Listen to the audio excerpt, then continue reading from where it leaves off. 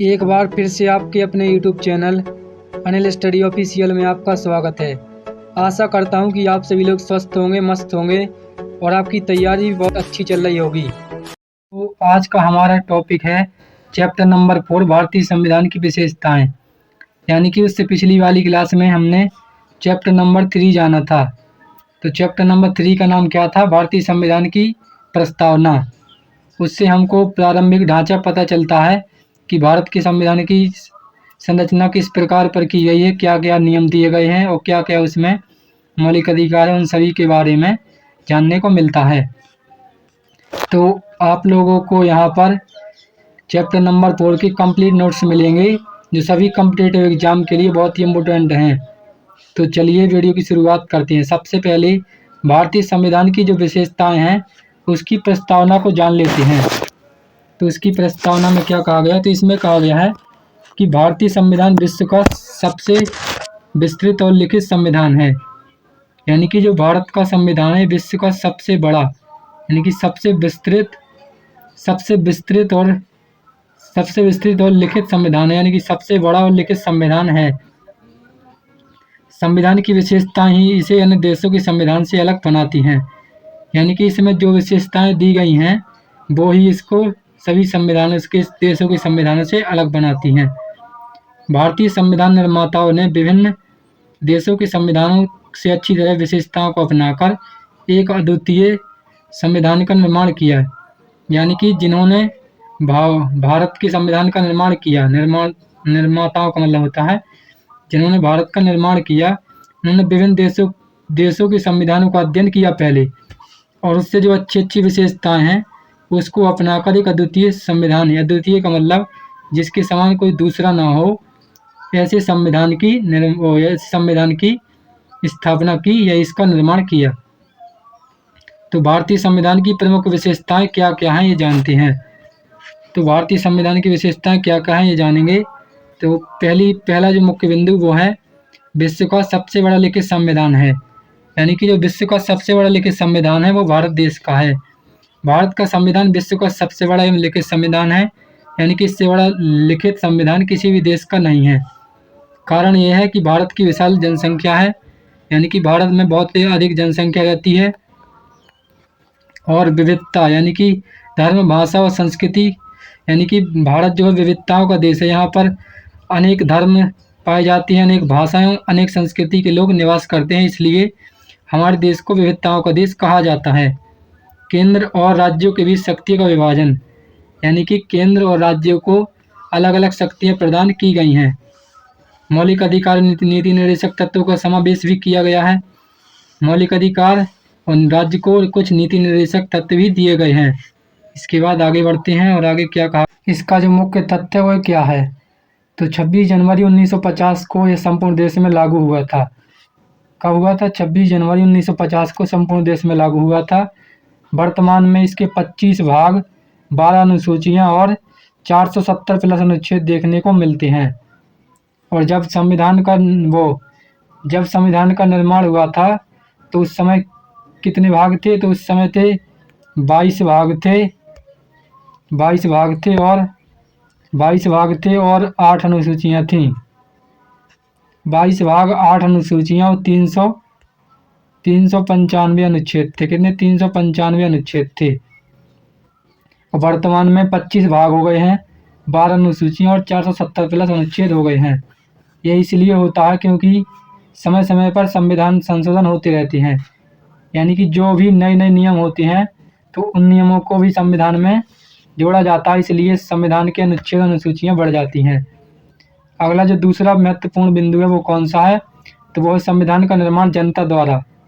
यानी कि भारतीय संविधान हम भारत के लोग हैं से प्रारंभ होता है। यानी कि इसका जो निर्माण है वो जनता द्वारा किया गया है, ऐसा इसमें बताया गया है।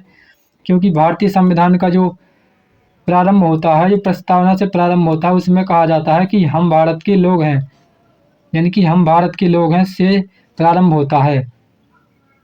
संविधान की शक्ति जनता से प्राप्त होती है। यानी कि संविधान की जो शक्ति होती है जनता से प्राप्त होती है। कहाँ से? जनता से प्राप्त होती है। यानी कि संविधान की जो मुख्य शक्ति है जनता में निहित होती है। जनता ही सर्वोच्च है। यानी कि भारतीय संविधान के अनुसार जनता ही भारत देश में सर्वोच्च मानी जाती है। इसके बाद अगला जो तीसरा मुख्य बिंदु है वो कौन सा है, वो है संप्रभु राज्य। संप्रभु राज्य का मतलब क्या होता है, भारत किसी भी विदेश शक्ति के अधीन नहीं है, यानी कि भारत किसी भी विदेशी शक्ति के अधीन नहीं रहेगा, वह अपने अधीन रहेगा।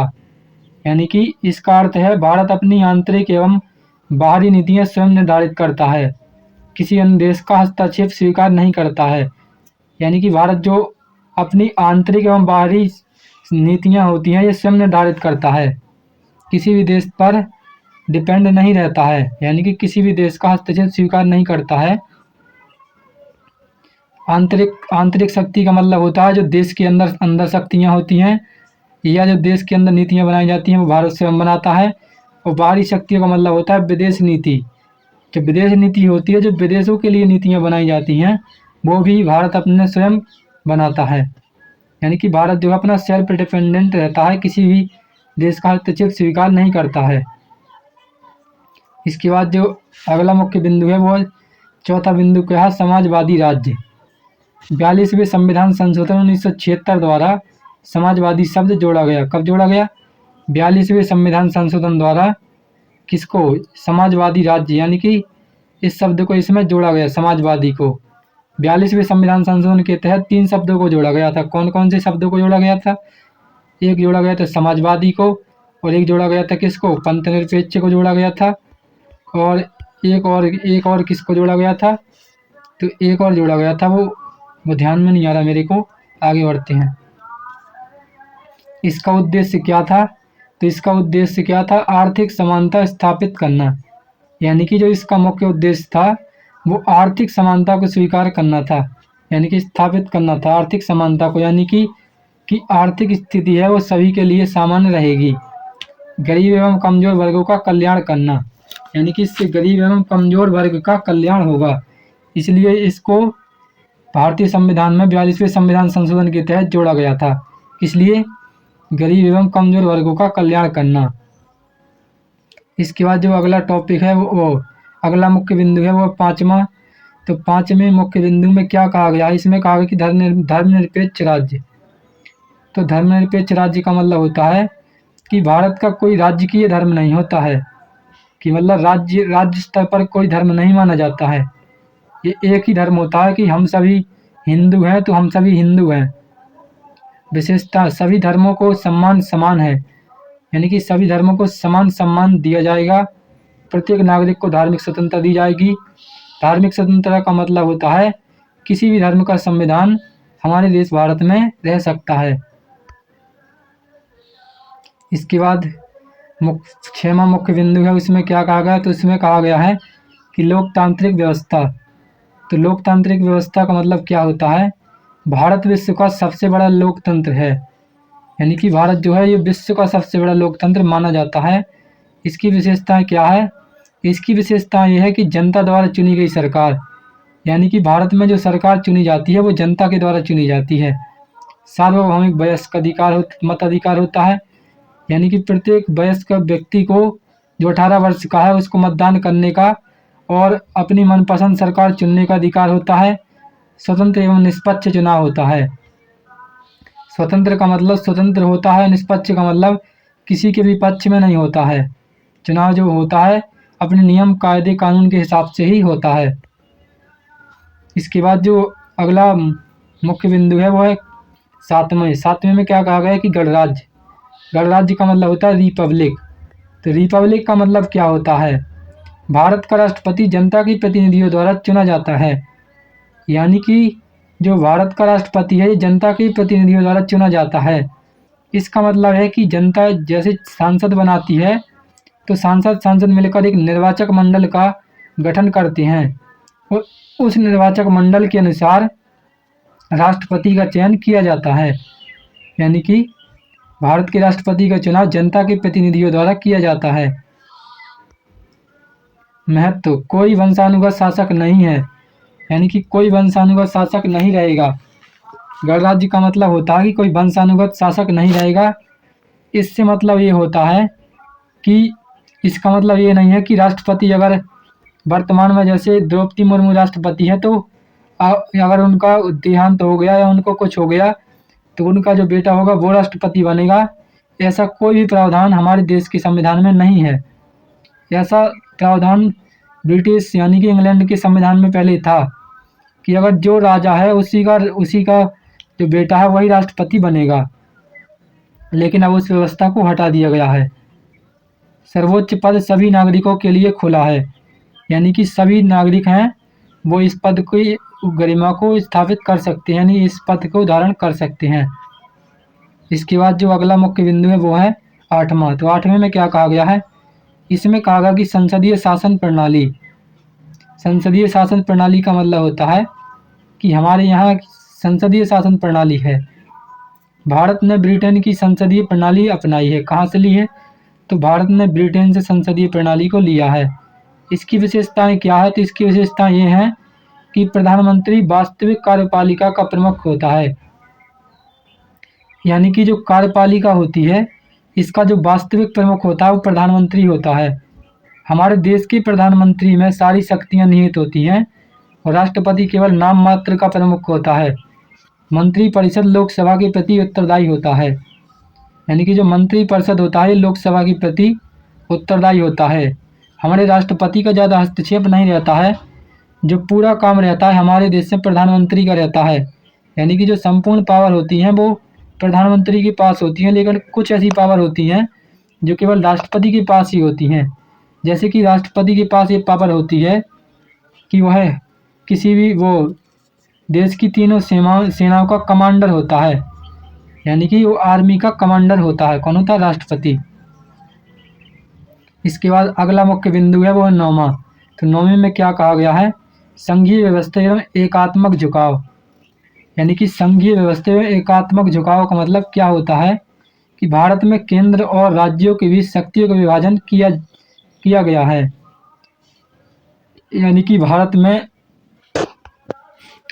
भारत में केंद्र और राज्यों के बीच शक्तियों का विभाजन किया गया है। यानी कि केंद्र और राज्यों को जो शक्तियां दी गई हैं उनका विभाजन दिया गया है कि राज्य के पास अलग शक्ति होती है और केंद्र के पास अधिक शक्ति होती है। जैसे कि संघीय विशेषताएं लिखित संविधान की सर्वोच्चता और स्वतंत्र न्यायपालिका होती है हमारे देश में। और एकात्मक विशेषताएं एकल नागरिकता होती है। एकल नागरिकता का मतलब होता है कि एक ही प्रकार की नागरिकता आप धारण कर सकते हैं। इसके बाद जो अगला टॉपिक है वो क्या है देखेंगे। आपातकालीन प्रावधान भी होता है इसमें और मजबूत केंद्र भी होता है। क्या होता है, आपातकालीन प्रावधान और मजबूत केंद्र होता है। इसके बाद जो अगला मुख्य टॉपिक है वो कौन सा है, वो है कठोर एवं लचीला संविधान। यानी कि भारतीय संविधान ना तो पूर्णतः कठोर है और ना ही पूर्णतः लचीला है। यानी कि जो हमारे देश का संविधान है ये ना पूरी तरह से कठोर है और ना पूरी तरह से लचीला है। यानी कि ना ही ये कठोर है या ना ही इसमें ज़्यादा कठोर नियम पारित किए गए हैं और ना ही ज़्यादा लचीले, यानी कि मीडियम टाइप नियम इसमें पारित किए गए हैं। उदाहरण के लिए कुछ संशोधन साधारण बहुमत से और कुछ विशेष बहुमत से और कुछ राज्यों की स्वीकृति सहित। मतलब कुछ संशोधन साधारण बहुमत से किए जाते हैं, कुछ संशोधन विशेष बहुमत से किए जाते हैं, कुछ राज्यों की स्वीकृति सहित भारत के संविधान में संशोधन किए जाते हैं। इसके बाद जो अगला मुख्य टॉपिक है वो मुख्य बिंदु है वो कौन है, तो वो है मौलिक अधिकार। मौलिक अधिकार क्या है, तो संविधान के भाग 3 में वर्णित हैं। क्या मौलिक अधिकार, तो इसमें क्या क्या है, प्रमुख अधिकार। तो प्रमुख अधिकार इसमें है समानता का अधिकार होता है, यानी कि सभी व्यक्ति संविधान के प्रति समान हैं। और स्वतंत्रता का अधिकार, यानी कि किसी भी व्यक्ति को कुछ भी विचार करने या सबके लिए स्वतंत्रता दी गई है। शोषण के विरुद्ध अगर उसका शोषण हो रहा है तो इसके विरुद्ध आवाज़ उठाने के लिए अधिकार दिया गया है। और धार्मिक स्वतंत्रता का अधिकार दिया गया है, यानी कि कोई भी व्यक्ति किसी भी धर्म को मान सकता है या किसी भी धर्म का व्यक्ति हमारे देश में आकर रह सकता है। सांस्कृतिक एवं शैक्षिक अधिकार, सांस्कृतिक यानी कि संस्कृति के प्रति और शिक्षा के प्रति अधिकार भी दिया गया है। और इसके बाद संवैधानिक अधिकारों का उपचार, यानी कि हर व्यक्ति को संवैधानिक उपचारों का विचार वो अधिकार दिया गया है। इसके बाद आगे बढ़ते हैं। तो आगे क्या है, तो आगे अगला मुख्य जो बिंदु है वो है 12वां नंबर। 12वें नंबर में क्या कहा गया है, राज्य के नीति निर्देशक तत्व, यानी कि जो राज्य की नीति के लिए जो तत्व निर्देशक तत्व, यानी कि जो राज्य की नीति के लिए जो तत्व दिए जाते हैं वो कौन कौन से होते हैं, तो भाग 4 में वर्णित हैं। क्या, राज्य के नीति निर्देशक तत्व भाग 4 में वर्णित है संविधान की। इसका मुख्य उद्देश्य होता है कल्याणकारी राज्य की स्थापना करना और सामाजिक एवं आर्थिक न्याय, यानी कि कल्याणकारी राज्य की स्थापना की जाए, सामाजिक और आर्थिक न्याय किया जाए, इसलिए राज्य को कुछ नीति निर्देशक तत्व प्रदान किए जाते हैं भारतीय संविधान द्वारा, जिसका वर्णन भारत के संविधान के भाग 4 में देखने को मिलता है। इसके बाद क्या है, इसके बाद अगला मुख्य बिंदु है वो है 13वां नंबर। तो 13वें नंबर में क्या कहा गया है, मौलिक कर्तव्य। तो मौलिक कर्तव्य क्या है, 42वें संविधान संशोधन 1976 द्वारा जोड़े गए।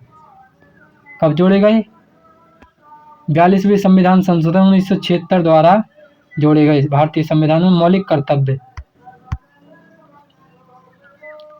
वर्तमान में हमारे देश के संविधान में कितने मौलिक कर्तव्य हैं, तो हमारे देश के संविधान में 11 मौलिक कर्तव्य हैं। इसके बाद अगला मुख्य बिंदु है वो स्वतंत्र न्यायपालिका, यानी कि हमारे देश की जो न्यायपालिका होती है ये स्वतंत्र होती है, ये किसी के प्रति बाध्य नहीं होती है, चाहे वह कार्यपालिका हो या व्यवस्थापिका हो या कोई भी हो। न्यायपालिका कार्यपालिका एवं विधायिका से स्वतंत्र होती है, यानी कि न्यायपालिका किसी के प्रति बाध्य नहीं होती है, यह स्वतंत्र होती है। इसका कार्य क्या होता है, तो इसका कार्य होता है संविधान की रक्षा करना और न्यायिक पुनरावलोकन और मौलिक अधिकारों की सुरक्षा करना। ये सब काम किसका होता है, तो ये काम होता है स्वतंत्र न्यायपालिका का। न्यायपालिका का मतलब होता है न्यायालयों को, जैसे कि सुप्रीम कोर्ट हो गया, हाई कोर्ट हो गया, डिस्ट्रिक्ट कोर्ट हो गया, ये सभी जितने भी ये सब संबंधित होते हैं किससे, न्यायपालिका से। ये थाने तहसील चौकी ये सब न्यायपालिका के अंतर्गत आते हैं। इसके बाद जो अगला मुख्य बिंदु है वो है एकल नागरिकता। तो चलिए एकल नागरिकता के बारे में जान लेते हैं। तो यह केवल भारत में केवल एक नागरिकता है, यानी कि भारत में केवल एक ही प्रकार की नागरिकता ली जा सकती है। इसका लाभ क्या होता है, तो इसका लाभ होता है राष्ट्रीय एकता को बढ़ाना, यानी कि राष्ट्रीय एकता को बढ़ावा देना, यानी कि एक ही प्रकार की नागरिकता ली जा सकती है। इसके बाद जो अगला मुख्य बिंदु है वो है सार्वभौमिक वयस्क मताधिकार। तो सार्वभौमिक वयस्क अधिकार का मतलब क्या होता है, तो इसका मतलब होता है 18 वर्ष या उससे अधिक आयु के सभी नागरिक मतदान कर सकते हैं, यानी कि 18 या 18 वर्ष से अधिक उम्र के व्यक्ति मतदान कर सकते हैं। संशोधन ये कब हुआ था, तो ये संशोधन हुआ था 61वां संशोधन 1988 में हुआ था। कब हुआ था, 61वां संविधान संशोधन 1988। इसमें क्या कहा गया था, तो इसमें कहा गया था कि मतदान की आयु 21 वर्ष से घटाकर 18 वर्ष की गई थी, यानी कि इससे पहले जो संविधान वो मतदान की आयु थी वो 21 वर्ष थी, लेकिन संविधान संशोधन 1988 यानी कि कौन सा संविधान संशोधन, 61वां संविधान संशोधन हुआ था, उसके तहत 21 वर्ष के स्थान पर घटाकर 18 वर्ष कर दी गई। इसके बाद जो अगला मुख्य बिंदु है वो है आपातकालीन प्रावधान। तो आपातकालीन प्रावधान क्या है जानेंगे। तो आपातकालीन प्रावधान क्या होता है, तो भारतीय संविधान में 3 प्रकार के आपातकालीन प्रावधान हैं। कौन कौन से हैं, पहला जो है राष्ट्रीय आपातकाल। तो राष्ट्रीय आपातकाल कब लगता है, राष्ट्रीय आपातकाल का मतलब होता है यह संपूर्ण देश में आपातकाल लगाया जाता है। तो ये इसका वर्णन अनुच्छेद 352 में है। आप सभी लोग याद रखेंगे कि ये अनुच्छेद पूछे जाते हैं। तो इसका वर्णन किस में है, तो राष्ट्रीय आपातकाल का वर्णन है अनुच्छेद 352 में, और राज्य आपातकाल का वर्णन किस में है, तो राज्य आपातकाल का वर्णन है अनुच्छेद 300 56 में। और वित्तीय आपातकाल, वित्तीय आपातकाल का मतलब होता है कि धन से संबंधित जो आपातकाल होता है वो 360 में है। किसमें? अनुच्छेद 360 में इसका वर्णन मिलता है।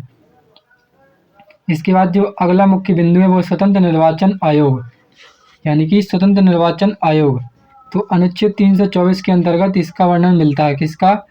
स्वतंत्र निर्वाचन आयोग का। निर्वाचन आयोग का मतलब होता है जो चुनाव प्रक्रिया को परिपूर्ण करवाता है, उसको निर्वाचन आयोग कहा जाता है। तो निष्पक्ष चुनाव कराना इसका मुख्य काम होता है कि चुनाव में किसी भी प्रकार की गड़बड़ी ना हो, ये काम होता है चुनाव आयोग का। इसके बाद जो अगला मुख्य बिंदु है वो है पंचायती राज एवं स्थानीय स्वशासन। पंचायती राज यानी कि जो ग्रामीण लोगों से, वो ग्रामीण शहरों से संबंधित होता है। इसका वर्णन होता है कि इसका 73वां एवं 74वां संशोधन हुआ था, तो उसके तहत लोकतंत्र को जमीनी स्तर तक पहुंचाना, यानी कि लोकतंत्र को जमीनी स्तर तक पहुंचाना इसका मुख्य उद्देश्य था। इसके बाद जो अगला मुख्य बिंदु है वो क्या है? तो इसका अगला मुख्य बिंदु है कल्याणकारी राज्य की स्थापना करना, यानी कि राज्य जो है वो लोगों के हित में जब काम करेगा तभी तो कल्याणकारी राज्य बनेगा।